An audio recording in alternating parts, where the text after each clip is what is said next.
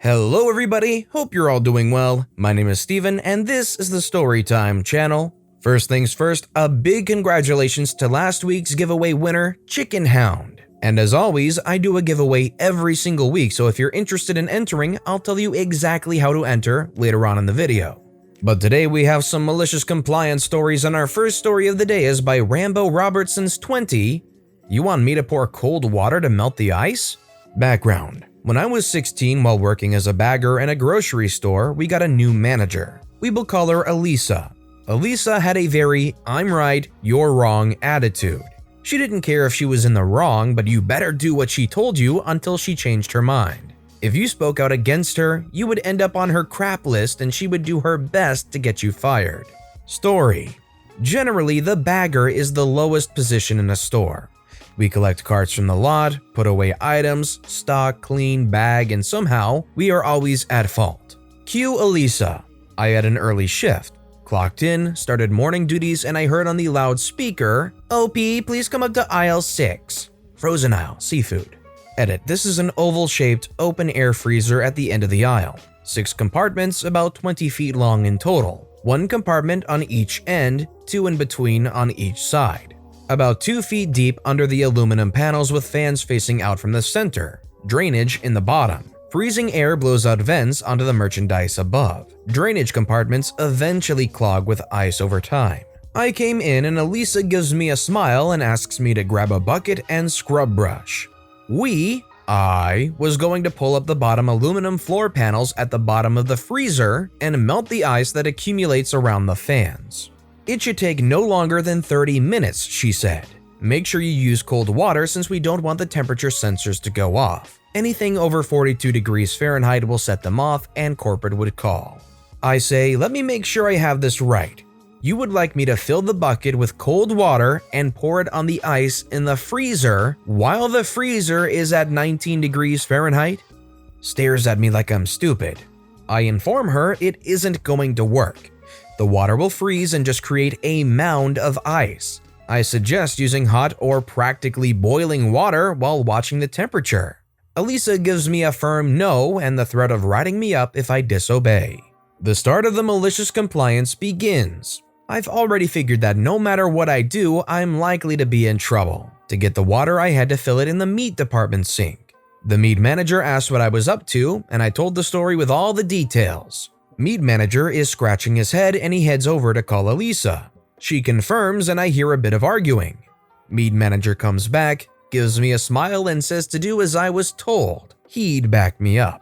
So for the next hour, I must have put about 200 gallons of cold water onto the freezer fan. I switched from a 2-gallon bucket to a 5-gallon. I stopped and moved to the next fan each time the compartment was to the brim with ice. I got 4 compartments done before she came to check on me. Instant rage. Elisa went from white to red real quick. It was also the first time I've heard a manager cuss. What the duck is this? How the duck could you screw up something so simple? Said Elisa.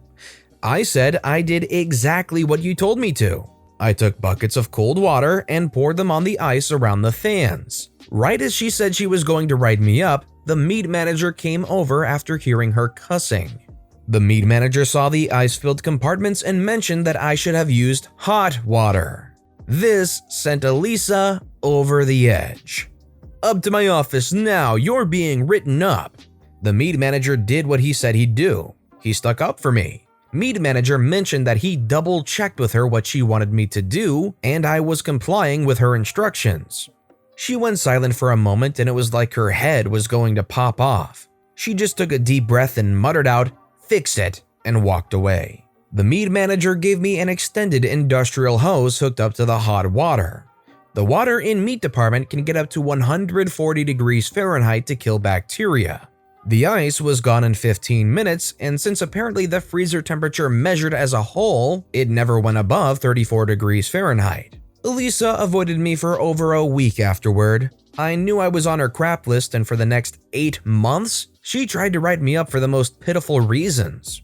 I eventually was given a written warning for leaving 9 minutes early with approval from the front-end manager that was friends with Elisa. At that point, I knew I would get fired for crap eventually, and I quit without my 2 weeks. So let me ask you guys, If you found yourself in this perilous situation, and you knew that pouring that water on those fans was just going to create a giant block of ice and completely get the problem even worse, would you give in to the pressure the manager's putting on you and go through with it? Or would you refuse to do it, maybe insist that they try it first just to prove that the problem would be there? Let me know what you would have done in the comments down below, because I feel like I might have not been able to just go through with it knowing that it would have just made the problem worse. I want to hear your guys' thoughts. Our next story is by liadantaru. Oh, you want a man? Okay.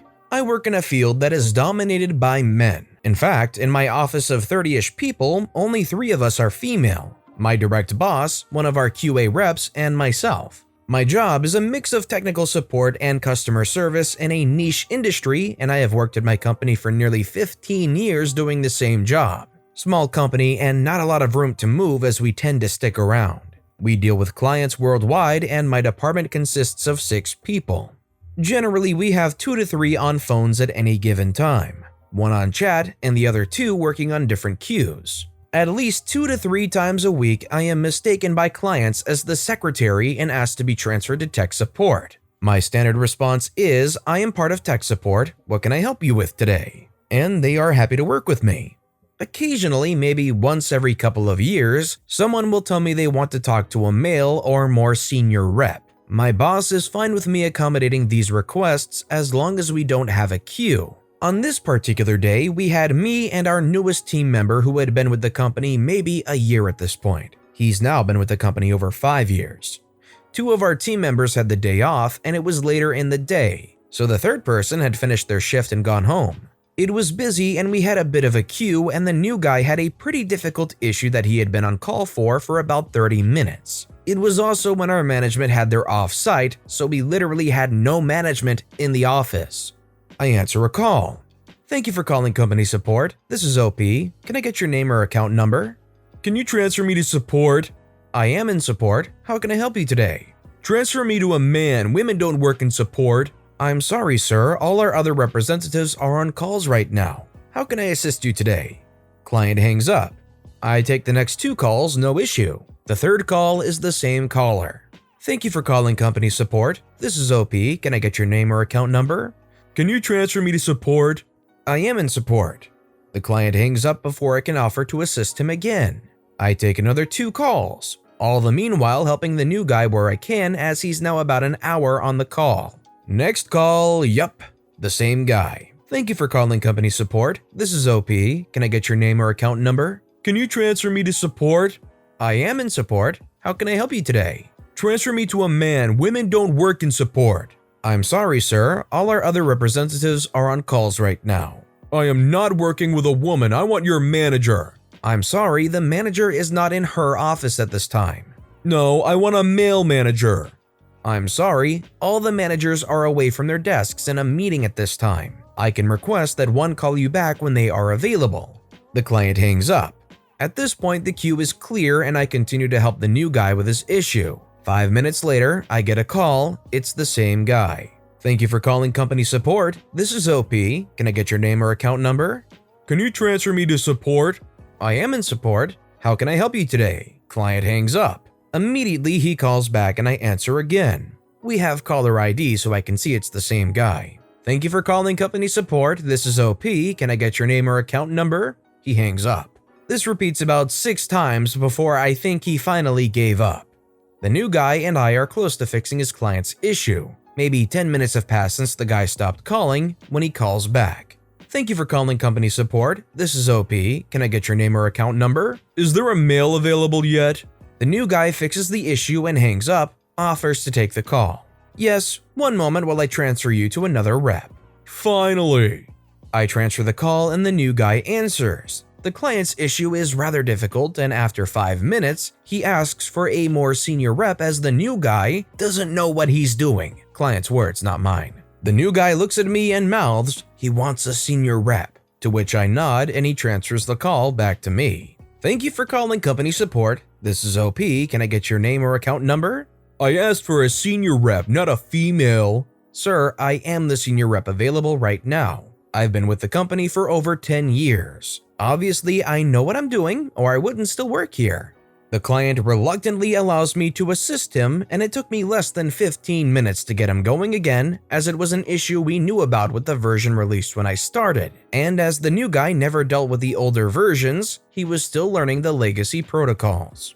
To the client's credit, they have never asked me to talk to a male again, and more often than not, ask to talk to the female in support when they call. If anything, if there's a field that is absolutely dominated by males or females, connecting to one of the lone males or females in that respective group should be seen as a good thing, because that means they're good enough to break through in a very dominated field. I think that makes sense, right? At least I think it usually means they're pretty passionate about what they do. This next story is by Leafystropheus. Want me to clean the bathroom in the middle of lunch rush? Sure thing. This event happened about a year ago when working at the good old Golden Arches. Details may be a small bit fuzzy. So, during this particular lunch rush, I was the only one on register, giving me the privilege of running around the lobby, restocking, sweeping, mopping, the general stuff. When the rush slowed a bit, but was definitely not over, my manager pulled up and asked me to check on the bathrooms. Alright, not a big deal, and I haven't looked at them since I clocked in a good few hours ago. Popped in both bathrooms, looking them over and taking mental notes that it needed some cleaning, then went back to taking orders. A good 5 or so minutes later, I noticed my manager come out of the bathrooms looking a bit upset. We lock eyes and she makes a beeline towards me. "Why haven't you taken care of the bathrooms like I asked?" I replied with a simple, "I'm the only one up here in the middle of a rush. There is no time to clean them."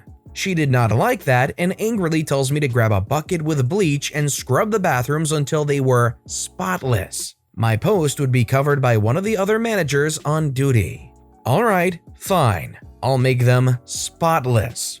Proceeding to the back of the building, I grab some cleaning supplies. Bucket of hot water and diluted bleach, mop bucket filled with bubbles, nice fresh sponge, a whole roll of paper towels, and a good few pairs of gloves to boot. Taking my small arsenal to the bathroom, I got to cleaning everything. I spent a good 30 plus minutes in each bathroom, scrubbing, mopping, spraying. All the while, people are coming in and out of the bathrooms, grubbying up all my work. When transitioning between bathrooms, the manager that took over my post commented that it doesn't take that long to clean them. I just stated she wants them spotless and continued. Finally finishing, after the better part of an hour and a half, I replaced my arsenal and washed up, ready to get back to my post on the register, which was rather behind. All my hard work was in vain as the bathrooms were once again trashed. Worse, if I may add, less than an hour later. Did I mention that we were severely understaffed that day?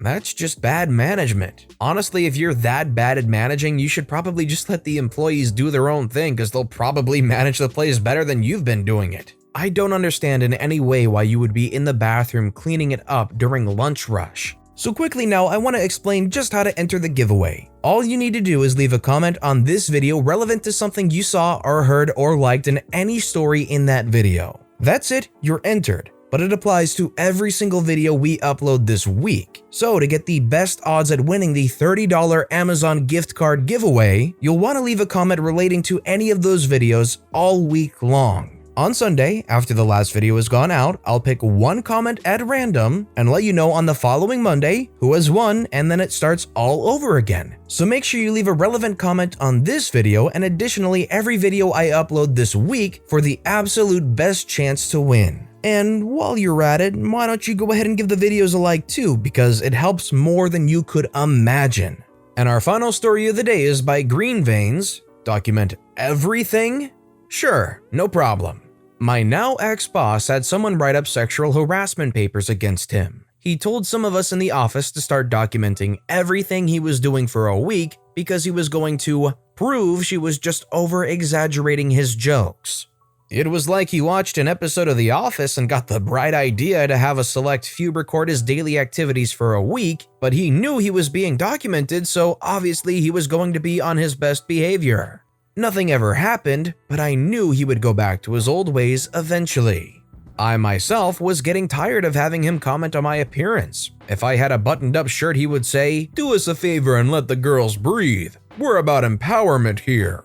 And then lose it like some drunk redneck at a blue comedy tour. I recorded him longer than a week. I documented his behavior for 2 whole years. I knew if I came forward and requested to file paperwork on him, it would be another repeat. I would just be exaggerating and it would be brushed under the rug. One day, something happened during my shift that was his fault, missed delivery, but he put the blame on me. I come in the next day with my boss's boss waiting for me with a write-up. I have never had a write-up even during school.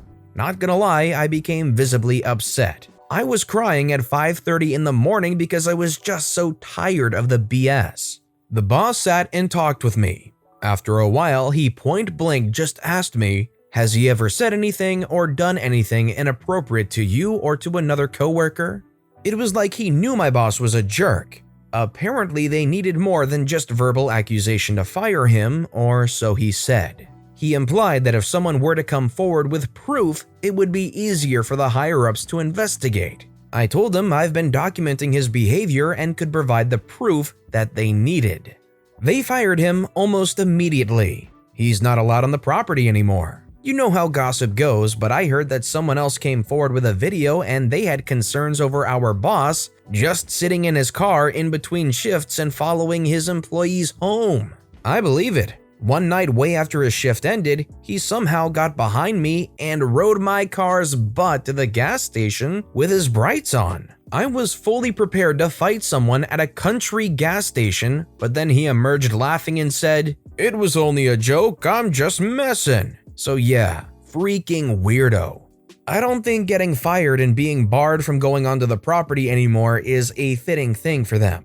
Making comments like they did about the button-up shirt, yeah, that's harassment. That's good enough to get them fired and off the property. But following people around after their shift has ended all the way to a gas station and going, "It was only a joke, I'm just messing," that is not okay. I just hope karma catches up to him in the end. But with that being said, that's all the time we have for today. So which of these stories was your favorite and why? Let me know in the comments down below. But besides that, if you enjoyed the video, please consider liking and subscribing and turn notifications on if you haven't so you'll never miss an upcoming video. Any little thing that you do helps the channel grow so much more. Whether it's commenting, subscribing, or just watching the video, thank you all so very much for supporting me right here on the Storytime channel. I hope you all have a wonderful day, and I'll see you all next time, right here.